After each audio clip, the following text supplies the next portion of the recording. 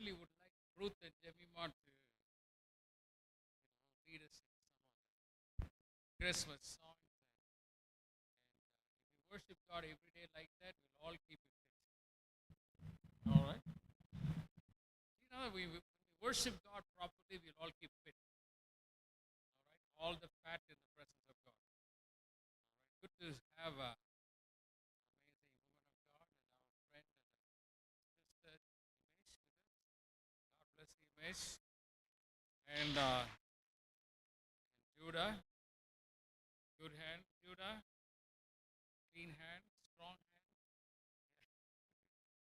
Judah and I, we have a very special arrangements, and good to have Imesh's mother Chitra as well. God bless you, Ma. Good.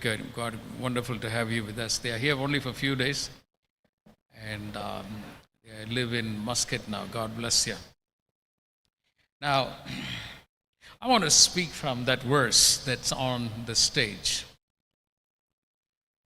I'm going to take the first portion here this week, Sunday, and the next Sunday that I will seek to conclude that. The blessing of the house of the Lord. Shall we just read that verse, shall we? 65:4, the part of it, we shall be satisfied with the goodness of your house. Now, in the first service, I had to handle a very difficult a situation regarding a couple, and I met them last night, and I had a very kind of a lot of challenge in my spirit, and I said, how do I do that? So God enabled me to do that. This is very difficult, and but the reason I'm saying that, we look at our own past. Not all of us have perfect upbringing. If each of us would sit down, we all have our stories, right? And some of us, we don't want to go back to our past life. We don't want to turn the pages of the past. Understandable. But remember, in Christ, when we have victory, we do remember the past, but with a difference. We remember the past because God has given us victory. He has given us an overcoming grace that we could overcome the impact caused by the events and moments of our past. I look upon certain areas in this city and even beyond. Some of the events and moments were not so good. And they don't bring me great excitement stories or memories. Sometimes they were painful. At times you wonder, you wish that never has happened. Have you ever wondered, you wish you never met that particular person? Don't raise your hand. Okay? You wish that you never been to that particular institution, or, I hope you understand what I'm getting at. Yes? Yes, you get it? Hello? Be very open this morning. You do wish that certain things never happened, right? You wish that you never met that somebody. I'm saying this very truthfully because it has happened to my life. And I look back in my childhood days, wish certain things didn't happen to me. I didn't have a very straight and joyful, childhood. I had terrible childhood. And as I was growing up, not everything was rosy and easy, right? So sometimes we want to be selective in our memory, right? The other day I was looking for something, but I stumbled on another thing. I remember 2009 in the US I was visiting, and it was not a very pleasant trip, or it was a trip to attend the memorial service of my dear friend who passed away. So 2009, his wife handed me a little box, and in that box there were something that that family, something to do with that particular family image or icon or whatever. It's in a little box. And I kept that safe all these years, and a few days ago I stumbled on it, and I said, and suddenly a wave of emotions came over me, and I remembered my brother, my friend, and all that he had done for the children's sake, and especially the Salem home. And he and his family, they were the ones who graciously helped to buy the land, and was going back, a lot of memories. And he was a man who loved God's people, especially ministers. He used to just gather the ministers and have fun with them and make them happy and joyful, give them a wonderful food. The one thing that I could think of, their home, and him and his wife, and a big garage and a big house, big, refrigerators and freezers full of food all the time. I mean, when you think of that family, it's food all the time, fun all the time. And he used to bring the ministers. And sometimes I wonder, such wonderful people, why would they die early, right? So in that remembrance of joy, but you also have some bit of a sadness. That is life. That's how we go through. Now, the reason I'm saying this, the topic today is goodness of the house of the Lord. How many of you today have changed houses? Okay. How many take delight in changing houses?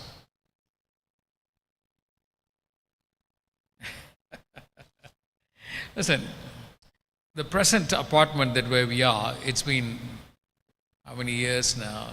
It's 14 plus 18 years now. We've been 18.5 years we've been in that apartment.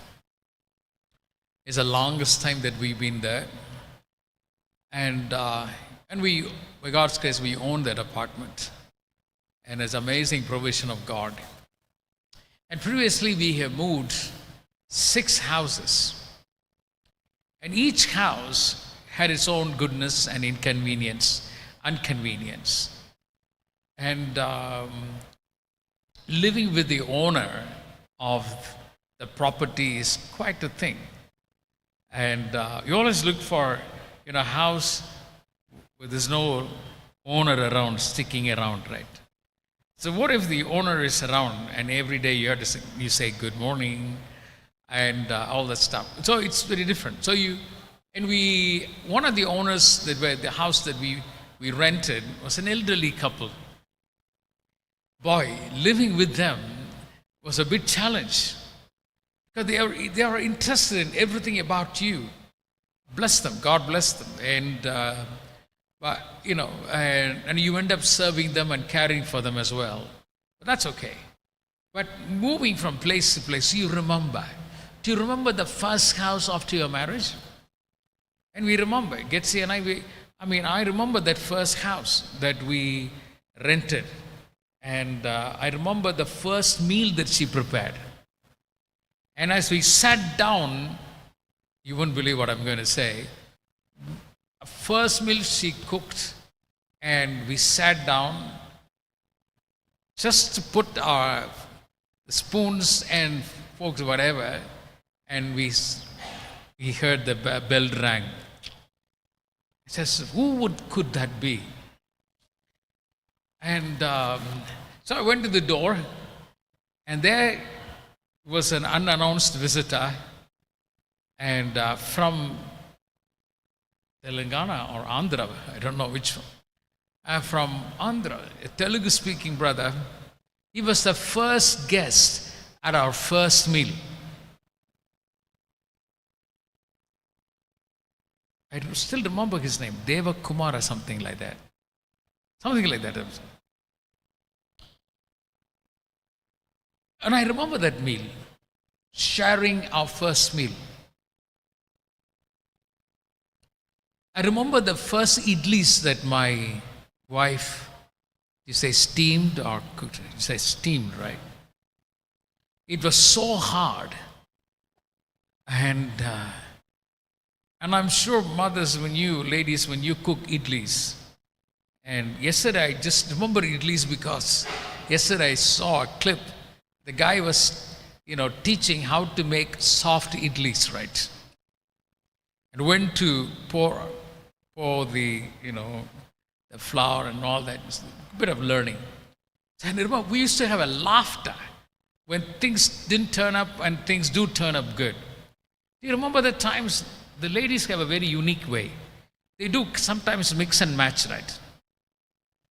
The day before yesterday's and today's, and all mixed together, and they present you a good meal. And they won't tell you what they've done.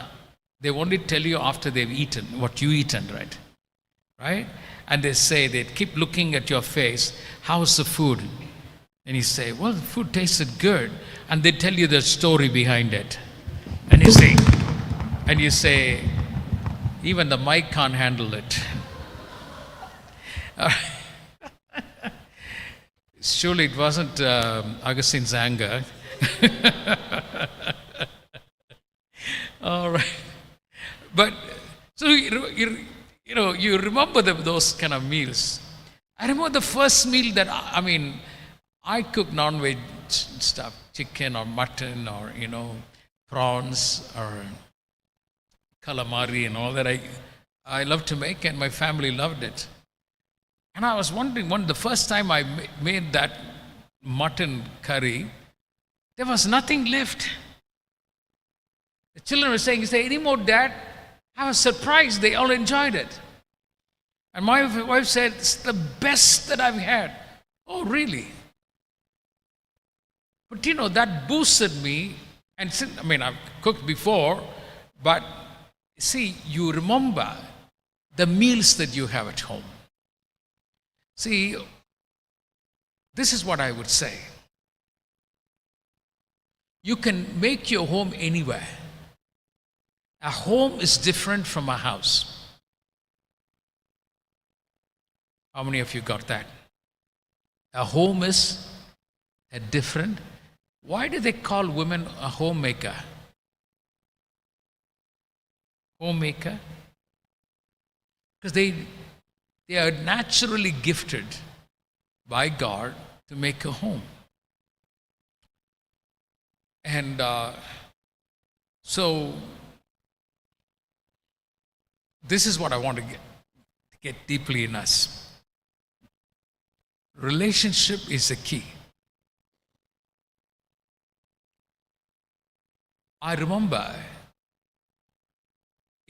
we had misunderstanding at home. I don't want to eat a meal. Has it ever happened? Your wife has cooked a good meal and you don't want to have that meal because you had not a fight, but what? What standing? What did I say? What standing? Misunderstanding. I don't want to face you. I don't want to eat this meal as well. So those days Swiggy was not there. All right, Zomato was not there. But what I'm saying is, it is a relationship is a key. At one point in our early days of ministry, and of course, we were ministering in a large church and all. At one point, we had 16 days, just upuma, morning, afternoon, and evening. I love that upuma. I don't, if it tastes good, I enjoy upuma. But I remember, when you say upuma, I remember those 16 days. My wife and I, we resolved, we will not ask anyone for our grocery needs. We'll just use what we have. So we remember, Getsi can be a very tough person. She said, let's just eat what we have. 16 days of upuma.